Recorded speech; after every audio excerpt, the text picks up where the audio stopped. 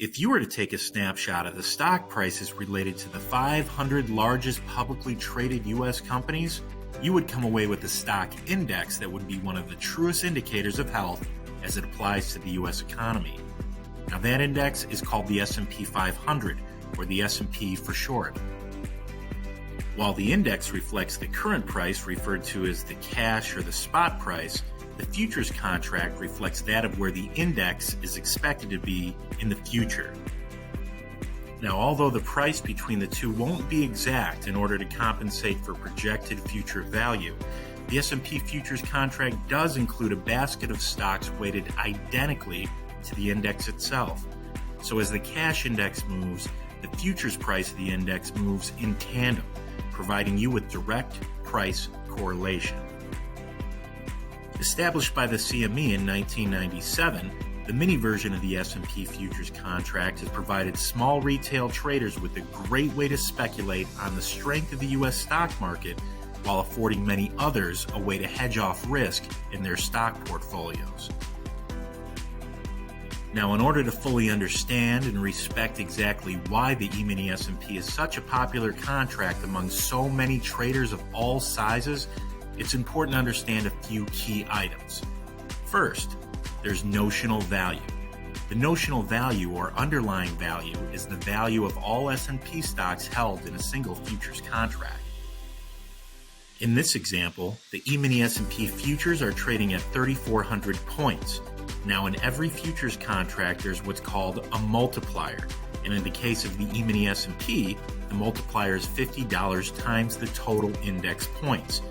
Therefore, the notional value of this futures contract is currently $170,000, which leads us to the main reason why people trade the Emini S&P in the first place.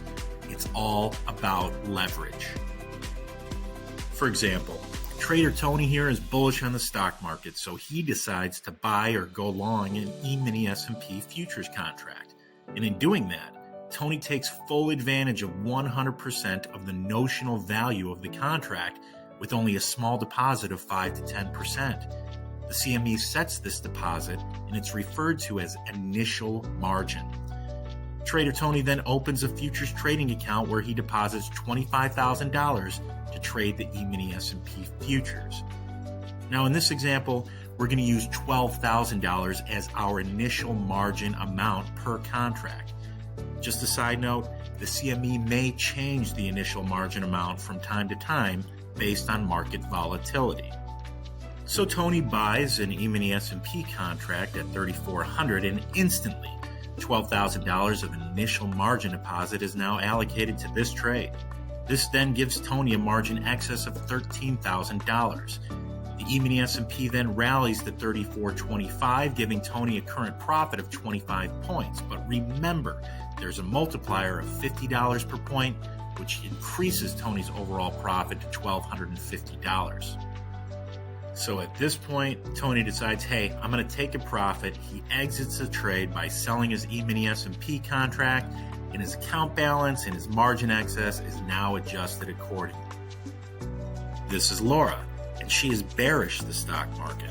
So instead of buying, she decides to sell or go short an Emini S&P futures contract. In this case, if the price of the Emini S&P goes down, Laura will gain a profit. But if the price goes up, she will suffer a loss. And like trader Tony, Laura also has an account of $25,000.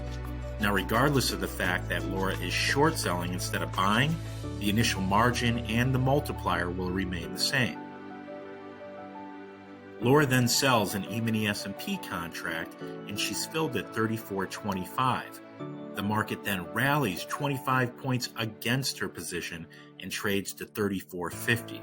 She now has a current loss of $1,250. Now, believing the market will ultimately sell back off in her direction, Laura decides to hold the position and goes about her daily business. This would be a great time to talk about risk management. Laura must understand that if the Emini S&P continues to rally higher with no risk management in place, she could suffer unlimited losses. Now, Laura's current account size has gone down to $23,750, and her margin excess has also been reduced to $11,750. Now, if the Emini S&P were to rally 236 points higher to 3686, this would not only exhaust the remaining margin excess in Laura's account, but she would also no longer have the initial margin required to hold this position.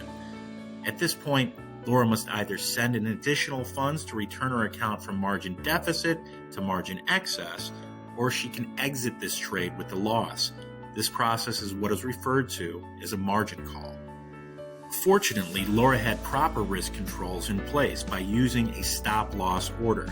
See, before Laura entered this trade and went short from $34.25, she first determined that she would limit her risk to $500 on this trade, which she correctly equated to a 10-point move against her in the Emini S&P Futures.